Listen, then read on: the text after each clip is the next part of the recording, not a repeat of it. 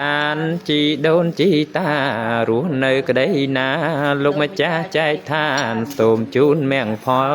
កុសលកើនកានសូមសោកសេមសានដល់ឋានផុតទុក្ខខ្ញុំសូមប្រាថ្នា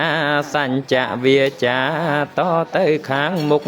សូមមានប្រាជ្ញាភ្លឺថ្លាបានសុខសូមរួចចាទុកដល់ណប់ពៀនណងសូមឲ្យព្រះពុទ្ធសាសនារុងរឿងចម្រើនសូមឲ្យព្រះពុទ្ធសាសនាផ្សាយទូទៅពេញសកលលោកសូមឲ្យលោកទាំងមូលបានប្រកបដោយសន្តិភាពព្រះសាក្យមនីសម្ពុទ្ធទ្រង់ត្រាថាណដ្ឋិសន្តិបរង្គសុខੰពុំមានសេចក្តីសុខដតីក្រៅអំពីសេចក្តីស្ងប់ឡើយសូមផលនៃចិត្តដែលជ្រះថ្លាក្នុងព្រះរតនត្រ័យនាំផលនេះចូលជាផលសម្រាប់ចូលជាផលសម្រាប់ចូលជាផលសម្រាប់